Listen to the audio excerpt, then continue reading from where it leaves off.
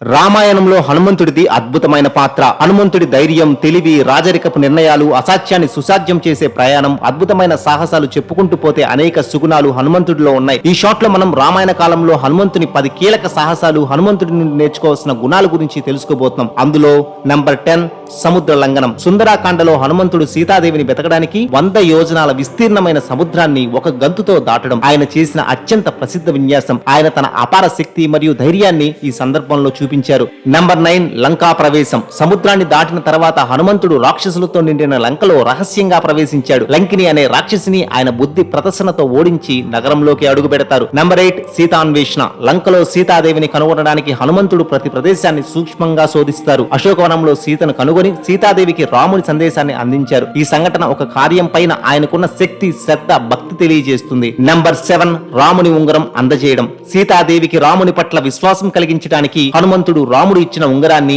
ఆమెకు అందజేశాడు. లంకలో సీతాదేవిని కలవడానికి ఆయన చేసిన అద్భుతం అని చెప్పుకోవాలి. నంబర్ 6 లంకా దహనం. రావణుని సైనికులచే బంధించబడినప్పుడు హనుమంతుడు తన తోకకు నిప్పు పెట్టిన రాక్షసులను ఎదిరించి ఆ నిప్పుతోనే లంక నగరాన్ని దహనం చేశారు. ఇది ఆయన శక్తి మరియు వీరత్వానికి నిదర్శనం. నంబర్ 5 రావణ సభలో ధైర్యం. రావణుని సభలో బంధించబడినప్పుడు హనుమంతుడు రావణునితో నిర్భయంగా మాట్లాడి రాముని గొప్పతనాన్ని చాటాడు. రావణాసురుడిని హెచ్చరించి తన ధైర్యాన్ని ప్రదర్శించాడు. నంబర్ 4 సంజీవని పర్వతారవాణ.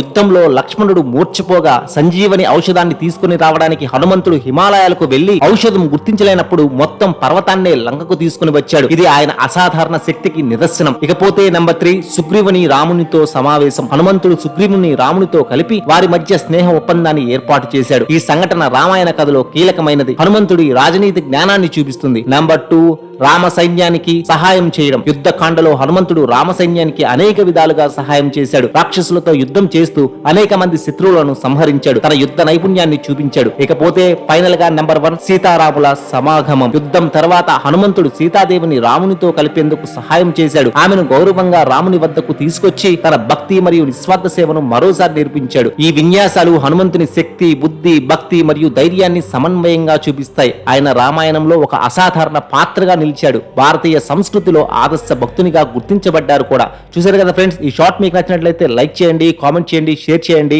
అండ్ ఇలాంటి మరిన్ని వీడియోస్, షార్ట్స్ కోసం మా ఛానల్ ని ఒకసారి సబ్స్క్రైబ్ చేసుకోవడం మర్చిపోకండి.